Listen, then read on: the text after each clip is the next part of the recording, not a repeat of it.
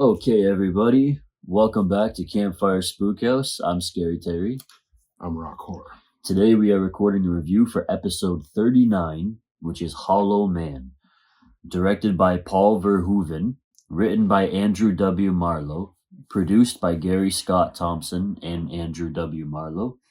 The film stars Elizabeth Shue as Linda McKay, Kevin Bacon as Dr. Sebastian Caine, Josh Brolin as Dr. Matt Kensington, Kim Dickens as Dr. Sarah Kennedy, Greg Grunberg as Carter Abbey, Joey Slotnick as Frank Chase, and William Devane as Dr. Howard Kramer. The description of the film is a brilliant scientist's discovery renders him invisible but transforms him into an omnipotent, dangerous megalomaniac. Release date was August 4th, 2000. Its budget was $95 million, which is actually a lot for the film. I wouldn't think that it would. But the effects, I guess. Yeah. And its box office return was $190.2 million. Okay. So despite that it turned a decent profit, the film actually received quite some negative reviews upon its release in 2000. However, I enjoyed the film. Yeah, same. I can't recall. I remember seeing Hollow Man and the advertisements. I remember seeing the movie at some point way back when. Yeah. And then again, when it started coming on TV or whatnot in the early 2000s. Yeah. But so I don't remember how the reviews, but apparently it got some some negative ones. I enjoyed the film. I love Kevin Bacon in pretty much anything that he's in, but especially for horror films. I mean, the guy is a legend in the genre. Yeah. He's done quite a lot of work in regards to that. I remember episode 27, we recorded Stir of Echoes with him. Another, great film if you haven't checked it out. And then way back when the original Friday the 13th. Ah, yes, episode 13. Young that's Kevin true. Bacon. I didn't think of that one just because he was kind of short-lived in it. Yeah, for a little bit. Kevin Bacon is Kevin Bacon. True, and just starting out.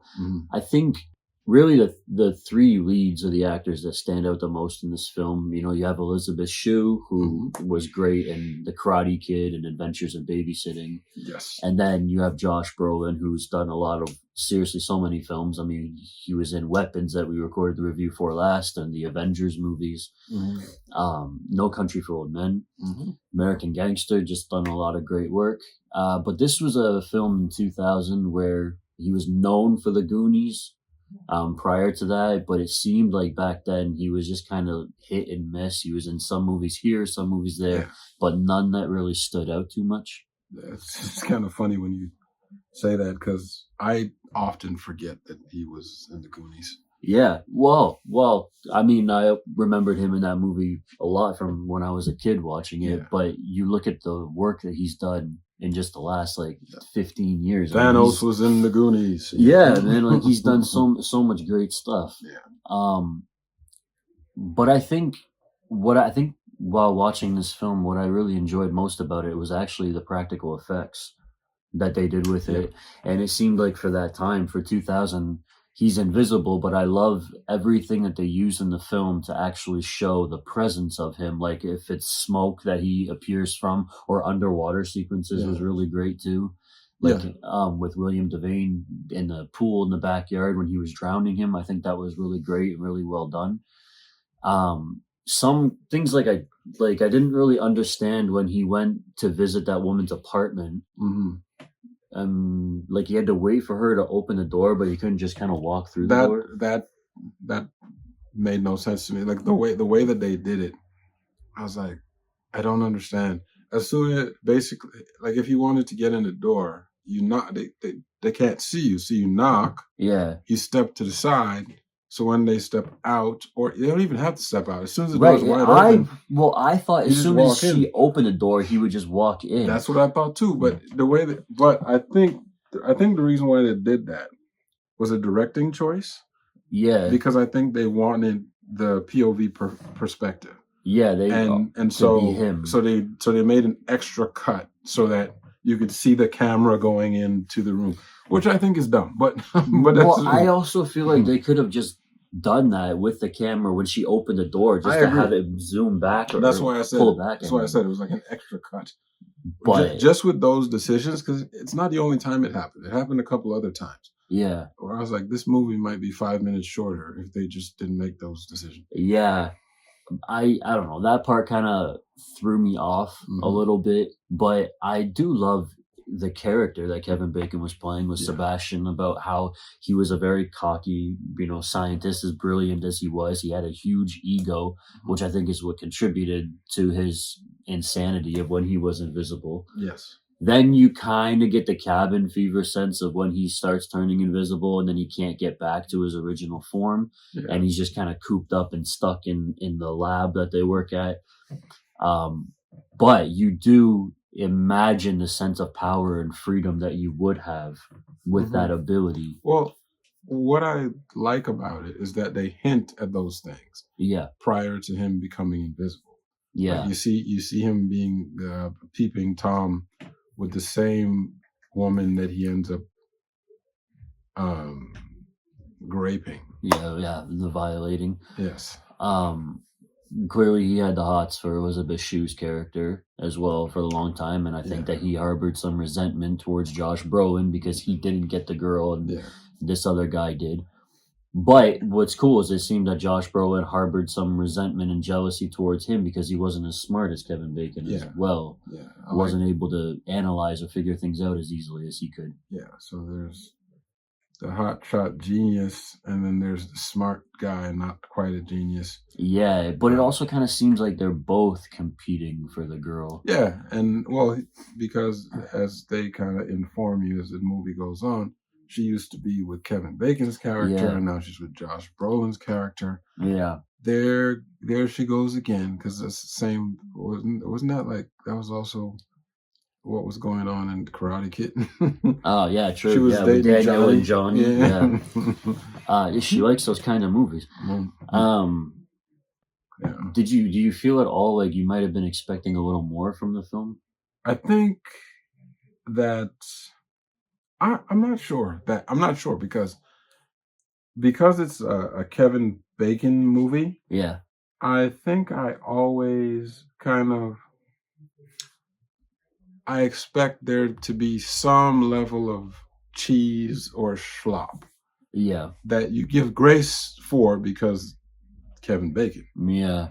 The other thing that I mentioned when watching the movie was that looking back, I was just so, as I'm watching the movie, I was like, now, as I watch this movie, I recognize every single actor that you've seen from different things before. You noticed the woman in the apartment from Boston Legal, you said? Yeah, Rona, I think Rona Mitra, because she became more of a famous person after doing Boston Legal. Of course, she was just attractive woman who gets violated in this movie. Yeah. So that's before Boston Legal, because Boston Legal is, I think, early 2000s. Yeah. So a couple years later, she's on TV in a recurring role for a few seasons.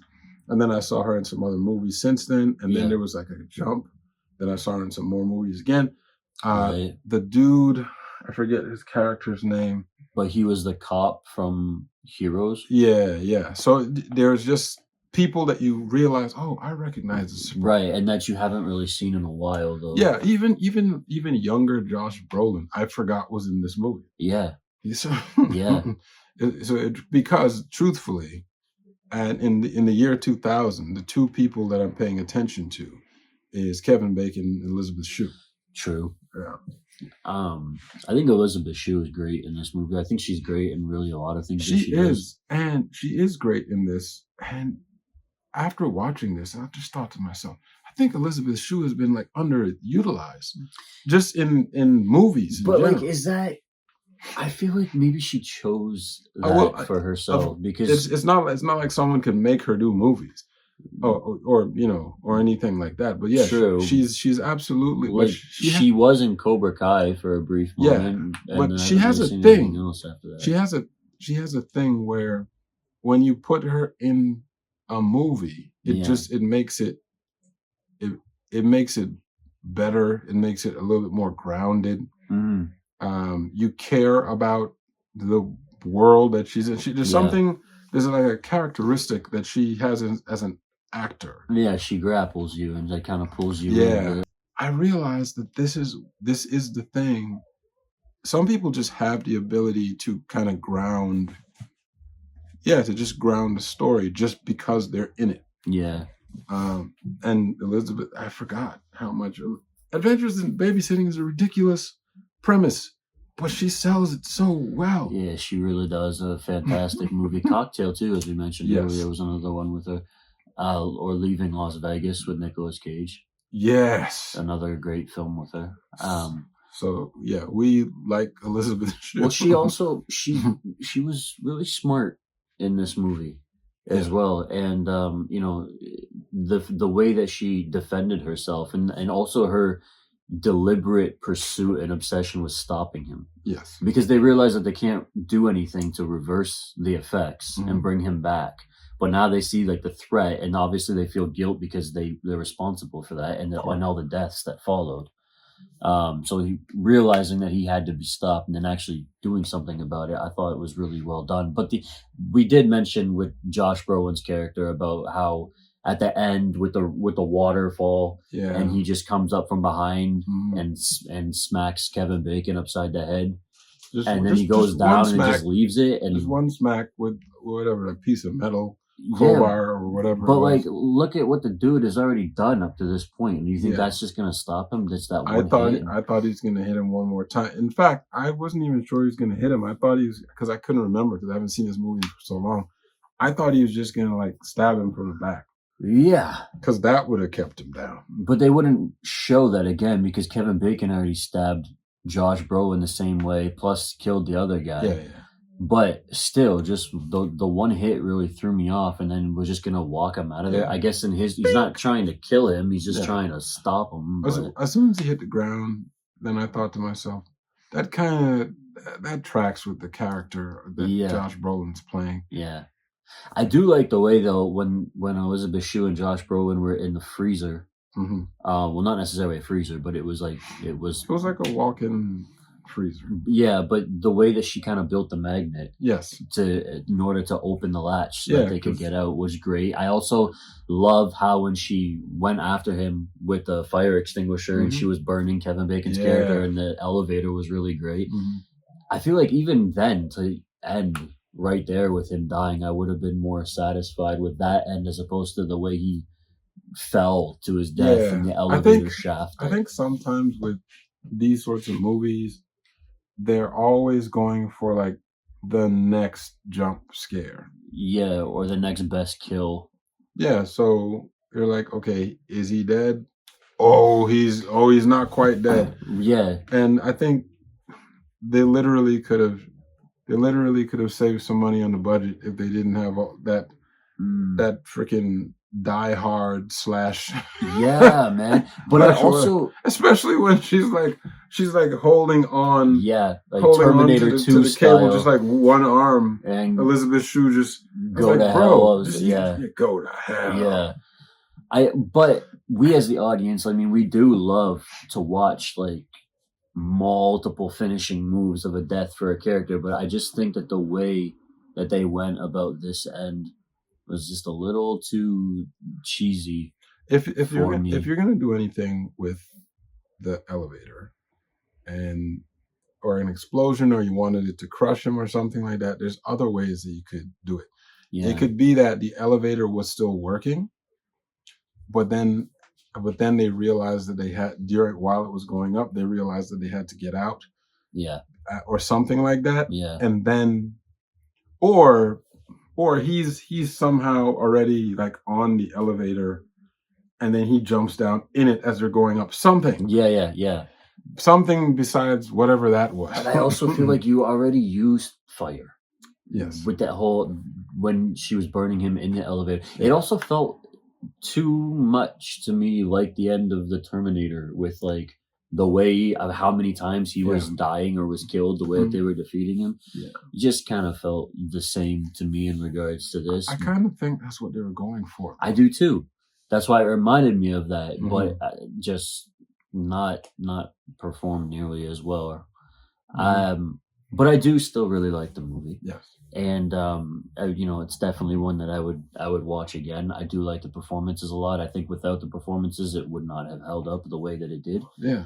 Um, but I think the practical effects is what I was most impressed with. I think I'm yeah, because if you break down this movie to what it is, it is really one of these kind of basic horror-ish, thriller-ish movies. Yeah, But what kind of brings it to another level are the practical effects.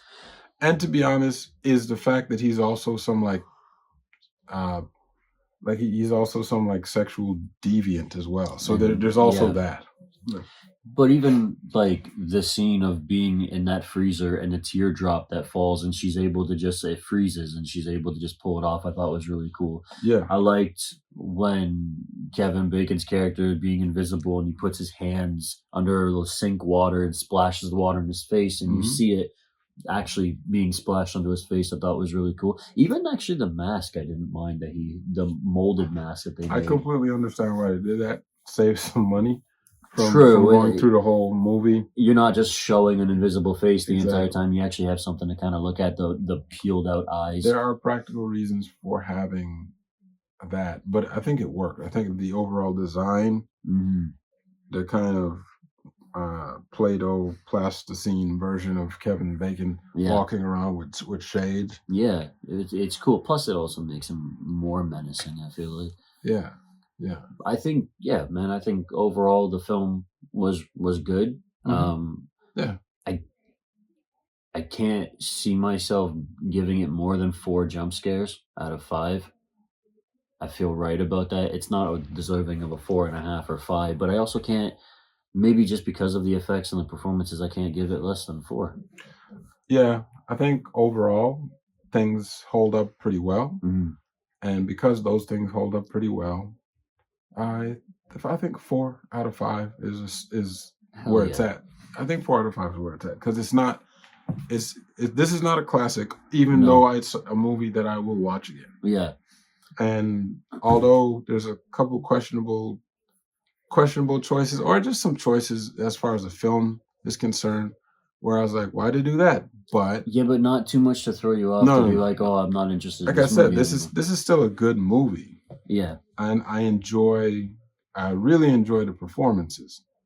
The performances kind of carry this movie Mhm. in a way that I think it has to. Yeah, of course. Yeah. Well, there you have it. 4 jump scares from Rock Horror and myself. Let us know what you guys think of the film Hollow Man. Mhm. Um, don't forget to tune in for our next episode, which will be episode 40, and we are reviewing Pet Cemetery Oh, from 1989. I've actually never seen the movie. wait a minute.